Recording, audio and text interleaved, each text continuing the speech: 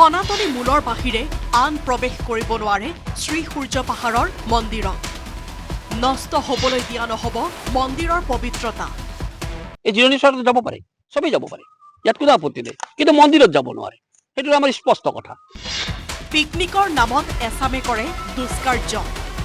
আমাৰ য'ত পিকনিক স্পটটো আছে, সেই য'ত পাৰ্কিং হয়, আমি তাতে খাবলৈ দিওঁ। অনিচ্ছাকৃতভাৱে ক'ব লগা হৈছে, মোৰ মুখত আহিবই নোখোজে ভাষাটো, যে তাত কেইজনমান ডেকা ল'ৰা একদম মূৰত ৰঙা কাপোৰৰ ফিটা মাৰি পেলাই মাংস ৰান্ধি আছিল। মন্দিৰ চৌহদত স্পষ্ট পৰিচালনা সমিতিৰ কাঢ়া নিৰ্দেশনা। উত্তৰ পূবৰ ইলৰা খ্যাত গোৱালপাৰাৰ ঐতিহাসিক শ্ৰী সূৰ্য পাহাৰ। হিন্দু, বৌদ্ধ আৰু জৈনৰ উপাসনাস্থলী আছে শ্ৰী সূৰ্য পাহাৰত। সমিল মিলেৰে চলি আহিছে পৰম্পৰা অনুযায়ী উপাসনা। কিন্তু শেহতীয়াকৈ মন্দিৰৰ প্ৰৱেশ দ্বাৰৰ সন্মুখত আঁৰি দিয়া হৈছে কিছুমান ফলক। শ্ৰী সূৰ্য পাহাৰ মহাপীঠস্থান পৰিচালনা সমিতিয়ে ফলকৰ জৰিয়তে কৰিছে অনুৰোধ। সনাতনী হিন্দু বা হিন্দু মূলৰ ভক্তৰ বাহিৰে মন্দিৰ চৌহদত অন্য ব্যক্তিৰ প্ৰৱেশ নিষেধ। সূৰ্য পাহাৰ সনাতন হিন্দু বৌদ্ধ জৈন এই তিনিটা মিলনভূমি। আমাৰ এইটো য'ত থিয় হৈছে এইখিনি আমাৰ হিন্দুৰ, এইটো উত্তৰ চাইড, ইয়াৰ উত্তৰ চাইডে বৌদ্ধ, এইটো দক্ষিণ চাইডটো হৈছে আপোনাৰ জৈনৰ। গতিকে ইয়াত আমি তিনিটা ধৰ্মৰ মানুহ, ইটো ধৰ্মৰ মানুহে সেইটো ধৰ্মৰ মন্দিৰলৈকে অহা যোৱা কৰাৰ কোনো আপত্তি নাই। এইকাৰণে আমি সনাতনী মূলৰ ব্যক্তি, সনাতন ধৰ্মৰ লগত জড়িত পৰা আহে এইটো ঠাল ঠেগুলি এইবিলাক, গতিকে এইখিনি আপত্তি নাই। কিন্তু আমাৰ অসুবিধাটো হৈছে কি যে ইছলাম ধৰ্মী ব্যক্তিসকল বা খ্ৰীষ্টান ব্যক্তিসকল আহিলে আমাৰ অসুবিধাটো হয়, কাৰণ আমি যিটো নিয়ম নীতিৰ আচাৰ নীতিত চলো, তেওঁলোকে সেইটো নিয়ম নীতিত নচলে। কিন্তু এই সিদ্ধান্ত কিয় গ্ৰহণ কৰিবলৈ বাধ্য হ'ল মহাপীঠস্থান পৰিচালনা সমিতি? মহাপীঠস্থান পৰিচালনা সমিতিৰ অভিযোগ, মূৰত ৰঙা ফিটা মাৰি বনভোজস্থলীত একাংশই ৰান্ধিছিল নিষিদ্ধ মাংস। আজিৰ পৰা প্ৰায় 16-17 বছৰমান আগত আমাৰ য'ত পিকনিক স্পটটো আছে, সেই য'ত পাৰ্কিং হয়, আমি তাতে খাবলৈ দিওঁ।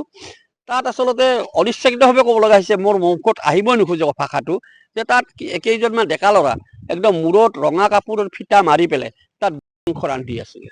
আমাৰ ইয়াৰ এগৰাকী ইছলাম ধৰ্মী ল'ৰাই আমাক আহি ইয়াত এইখিনি ঠাইতে যোগাযোগ কৰি কৈছিলে, আমি লগে লগে মই আমাৰ যিখিনি ডেকা ল'ৰাখিনি পঠাই দিলোঁ, উঠাই দি পঠাই। সেইদিনাখন সেই সূৰ্য পাহাৰত প্ৰায় 200ৰ ওপৰত পিকনিক পাৰ্টি আছিলে। সমিতিখনৰ অভিযোগ, একাংশ সংবাদ মাধ্যমে ভুল ব্যাখ্যা কৰিছে ফলকত লিখা কথাৰ। সূৰ্য পাহাৰলৈ জাতি, ধৰ্ম, বৰ্ণ নিৰ্বিশেষে কাৰোৰে প্ৰৱেশত বাধা নাই। বাধা আছে কেৱল মন্দিৰ চৌহদত প্ৰৱেশ কৰাতহে। স্পষ্ট কথা, আমি চৌহদত অহাত আপত্তি নাই। আমি য'ত থিয় হৈ আছো, এই ইয়াৰ পৰাই আমাৰ মন্দিৰ চৌহদ আৰম্ভ হৈছে, ইয়ালৈকে সূৰ্য পাহাৰ, এইটো পৰ্যটন ক্ষেত্ৰ হৈ যায়। ইয়ালৈকে কিন্তু মন্দিৰ চৌহদে, এই চৌহদটোত যাব না, ইয়ালৈকে চবেই আহিব পাৰে, এই মুকলি মূৰীয়াকৈ ঘূৰি ফুৰিব পাৰে। কোনো জাতি ধৰ্ম বৰ্ণৰ কথাটো ইয়াত নাই।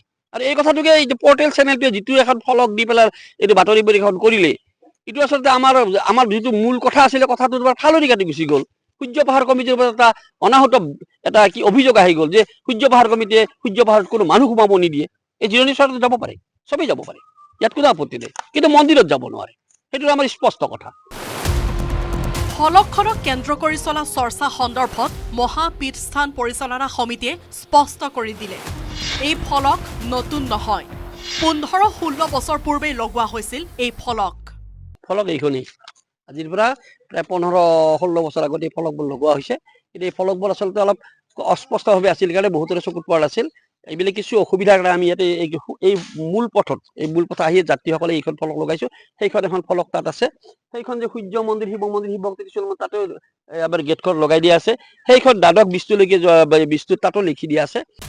সমগ্ৰ বিষয়টোক লৈ বিভিন্ন মাধ্যমত মিশ্ৰিত প্ৰতিক্ৰিয়াৰ সৃষ্টি হৈছে।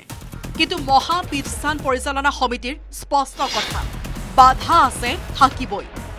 গোৱালপাৰাৰ পৰা ৰিংকু দাসৰ report, news 18 Assam north east. আপুনি বিচৰা বাতৰি পাব কেৱল নিউজ 18 এপত। নিউজ 18 এপ ডাউনলোড কৰিবলৈ স্কেন কৰক এই QR কোড। গুগল প্লে ষ্টৰতো পাব এই নিউজ 18 এপ।